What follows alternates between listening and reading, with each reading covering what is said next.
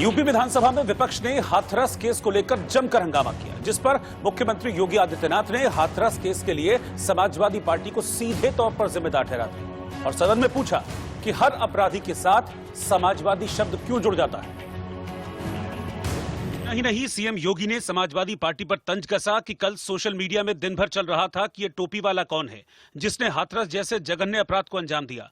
उन्होंने सदन में पूछा कि हर अपराधी के साथ समाजवादी शब्द क्यों जुड़ जाता है। मैं गाली नहीं देता तो कल हाथरस में भी साबित हुआ है। कल सोशल मीडिया में दिन भर चल रहा था कि टोपी वाला कौन। ये हाथरस की घटना ने कल इस टोपी के बारे को इस टोपी को फिर से कटघरे में खड़ा किया है।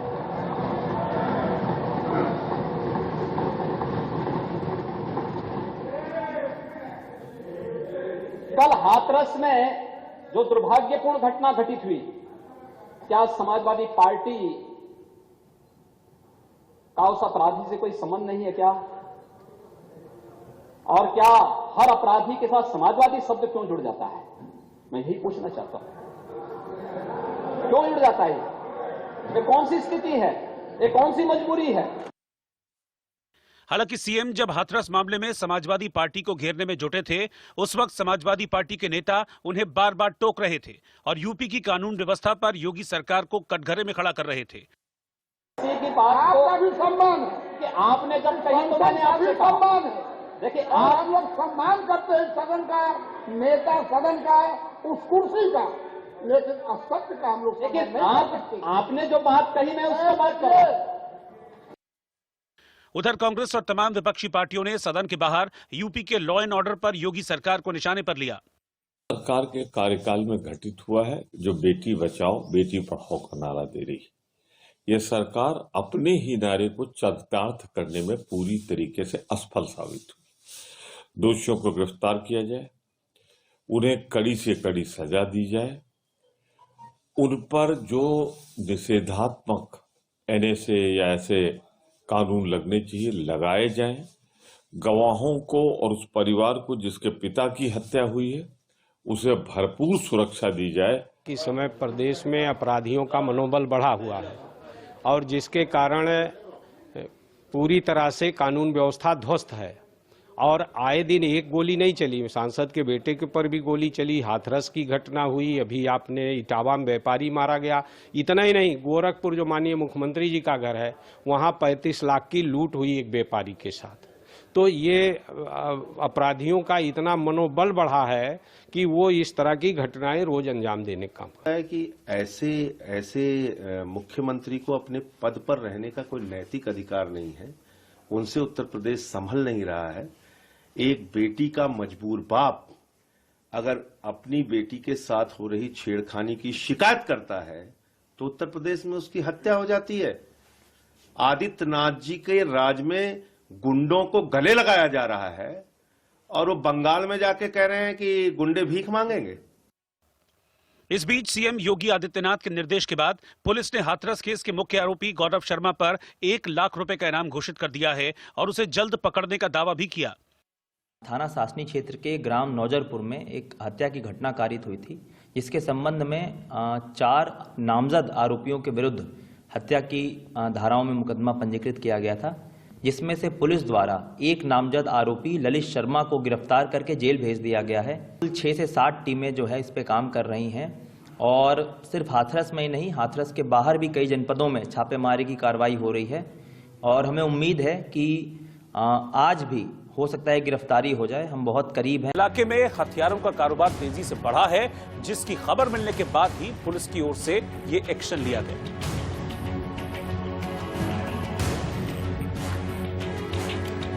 वहीं बीरभूम के नानूर में भी जिंदा बम मिले और इस बार आरोप टीएमसी पर लगा।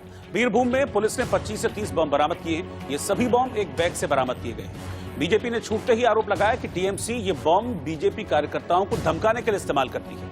हालांकि टीएमसी इन आरोपों से इनकार कर रही है।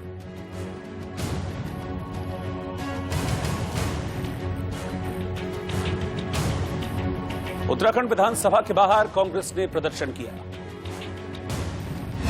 उत्तराखंड के गैरसैंण में विधानसभा के बाहर कांग्रेस ने त्रिवेंद्र सरकार के खिलाफ प्रदर्शन किया। कांग्रेस ने महंगाई, किसान और विकास के मुद्दे पर सरकार पर निशाना साधा। झारखंड के रांची में विधानसभा के बाहर बीजेपी ने हेमंत सरकार के खिलाफ प्रदर्शन किया। बजट पेश होने के दौरान सदन से बाहर बीजेपी ने रोजगार और विकास के मुद्दे पर सरकार का विरोध किया। पश्चिम बंगाल के दुर्गापुर में टीएमसी कार्यकर्ताओं ने बीजेपी में शामिल हुए जितेंद्र तिवारी के दफ्तर पर कब्जा कर लिया। यहां टीएमसी कार्यकर्ताओं ने दफ्तर को गंगा जल से शुद्ध किया।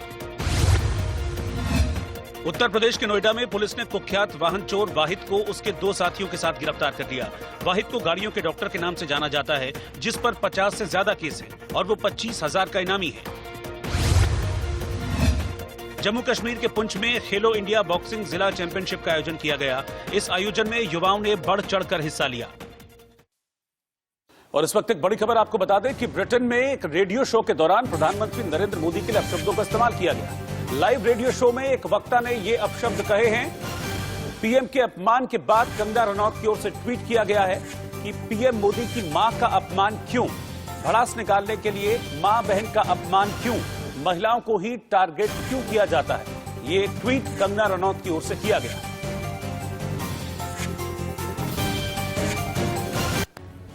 दिल्ली में आम आदमी पार्टी गदगद है। एमसीडी के उपचुनाव में 5 में से 4 वार्ड में जीत मिली है आम आदमी पार्टी को। पार्टी ऑफिस में आप कार्यकर्ता जश्न मनाते हुए दिखे। शानदार प्रदर्शन के बाद आप कार्यकर्ताओं ने जमकर नारेबाजी की। एमसीडी उपचुनाव में जीत से आम आदमी पार्टी ने एमसीडी चुनाव में बीजेपी को टक्कर देने का संकेत दिया।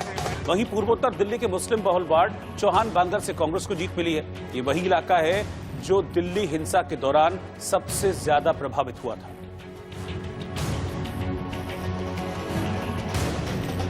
पार्टी के 15 साल के काम से एमसीडी में दिल्ली की जनता बहुत नाराज है, इतनी नाराज है कि उनको जीरो पे डाल दिया। ये 24 घंटे जो सरकार अपने कर्मचारियों को, सफाई कर्मचारियों को तनख्वाह नहीं दे सकती, उसको तो एक भी दिन रहने का अधिकार नहीं। आज जनता ने भी कह दिया, एक काम नहीं गिना सकते, केवल चोरी करी, भ्रष्टाचार करा, सब कूड़ा फैलाया, गंदगी फैलाई। तो जनता को ये पसंद नहीं है। जनता अब एमसीडी के अंदर बदलाव चाहती है। जनता चाहती है जैसा काम दिल्ली सरकार कर रही है वैसा काम यहाँ भी होना चाहिए। जीतने के बाद से आम आदमी पार्टी के हौसले बुलंदियों पर हैं। और देखेंगे यहाँ पर तमाम हुजूम जो है आम आदमी पार्टी कार्यकर्ताओं का भी है। और यहाँ पे कुंडली के विधायक कुलदीप कुमार भी हमारे साथ में है। कुलदीप, शालीमार बाग सीट जो बीजेपी के खाते में थी वो आपके खाते में आ गई, लेकिन वहीं सीलमपुर की जो चौहान बागर वाली सीट थी वो आप खो दिए। क्या कहेंगे आप? पहले देखिए, मैं ये कहूंगा कि ये जीत जो दिल्ली के अंदर हुई है, हम जो 4 सीटों पे बढ़त बना के लगभग जीत चुके हैं, ये बहुत बड़ी जीत है दिल्ली के लोगों की। और मुझे लगता है कि दिल्ली के लोगों ने बता दिया है कि अब की बार नगर निगम से भ्रष्ट भाजपा की विदाई तय है। दिल्ली के लोगों ने केजरीवाल मॉडल को, केजरीवाल जी के स्वास्थ्य शिक्षा के मॉडल को काम के लिए दिया। दिल्ली के लोग चाहते हैं कि अरविंद केजरीवाल दिल्ली की सड़कों की सफाई करें, दिल्ली के लोगों को जो लेंटर माफिया है भाजपा उससे मुक्ति दिलाएं। और मुझे लगता है 2022 के अंदर ये तय हो गया कि आम आदमी पार्टी पूर्ण बहुमत से आने वाली है। तो कल्याणपुरी और त्रिलोकपुरी के जो है कैंडिडेट वो जीत चुके हैं और यहाँ पर आम आदमी पार्टी के जो कैंडिडेट थे दोनों वो जीत के साथ बाहर आ रहे हैं। और जश्न का माहौल यहाँ पे आप देखेंगे बाहर साथों में देखा जा रहा है। तो यहाँ पर तमाम जो जीत है, हमारे साथ यहाँ पे पूर्व विधायक जो है लक्ष्मीनगर के वो भी साथ में है। ताकि जब पे जिस हिसाब से जीत आपकी हुई है कल्याणपुरी त्रिलोकपुरी में, लेकिन वही चौहान बागर में आपकी हार भी हुई है। जी, आप बिल्कुल ठीक कह रहे हैं, पर एक बात तो साफ है कि पूरी की पूरी जनता ने, दिल्ली की जनता ने जहां पे भी चुनाव हुआ है बीजेपी की नफरत की राजनीति को नकार दिया है। और जहां 4 सीटें हम लोग जीत रहे हैं, ऐसा लगता है कि लगता क्या विश्वास है कि पूरी की पूरी जनता केजरीवाल जी के विकास के मॉडल को, स्वास्थ्य को, शिक्षा को, बिजली को, पानी को बहुत सराह रही है और दिल से तैयार है अब बदलाव के लिए। और इस बार आप देखेंगे आने वाले चुनाव में 2022 में बीजेपी का सूबड़ा साफ होगा और आम आदमी पार्टी निगम में, तीनों निगम में। बीजेपी जीरो पे कैसे आ गई? क्या ऐसा हो गया? बता तो रहा हूँ कि पूरी की पूरी जनता समझ गई है। इनका जो नफरत फैलाने का जो पैंतरा है ना, उसको समझ गई है। देखिए, लोगों में आपस में भाईचारा रहता है। ये लोग आते हैं, आग लगाते हैं, इसको उससे भिड़वाते हैं, जाति पे, धर्म पे, नाम पे झगड़े करवाने की कोशिश करते हैं। आप लोग समझ गए हैं। आम आदमी पार्टी के दिल्ली प्रदेश अध्यक्ष और मंत्री हमारे साथ गोपाल राय जी हैं। गोपाल भाई, जिस तरह से बात करें हम कि आखिर चौहान बागर में ऐसा क्या हुआ जो सीट आप हार गए, लेकिन बाकी शालीमार बाग में बीजेपी से आपने सीट छीन ली?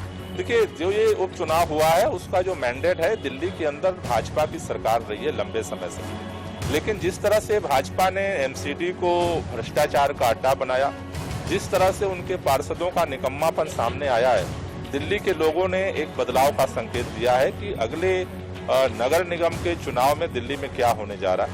दिल्ली के लोग भ्रष्टाचार मुक्त और काम करने वाला एमसीडी में सरकार चाहते हैं। केजरीवाल मॉडल लोगों को पसंद आया है और उसको लेकर के अब आम आदमी पार्टी आगे काम करेगी। तो आखिर चौहान बागर में ऐसा क्या हुआ, क्या इसका भी आप लोग अवलोकन करेंगे जीत के जज्बे के साथ? अभी तक जो हमने फीडबैक लिया है वहाँ का स्थानीय लोकल फैक्टर वहाँ पे रहा है और लेकिन और जो भी कमियां रही हैं निश्चित रूप से एक एक वार्ड पर हम समीक्षा बैठक करेंगे और उसको लेकर।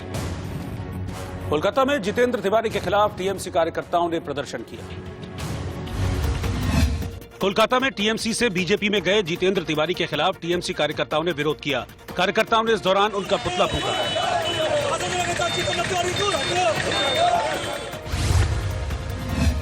बेंगलुरु में कांग्रेस की महिला विंग ने पेट्रोल, डीजल और रसोई गैस की बढ़ी कीमतों के खिलाफ प्रदर्शन किया।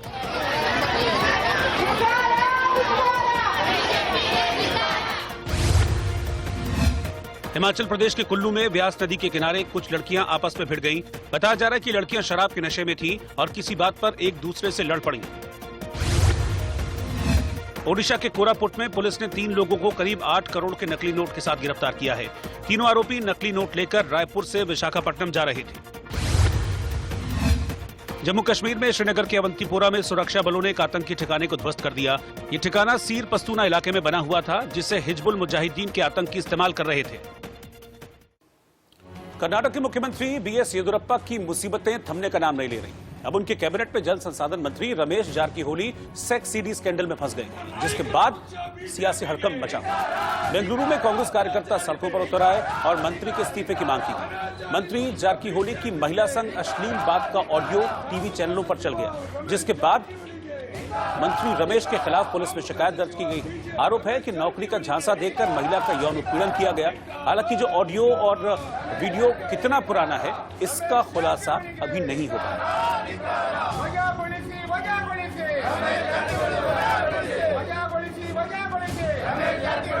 It is nothing new. Right from Bharatiya Janata Party is known for this. You can go back to the history.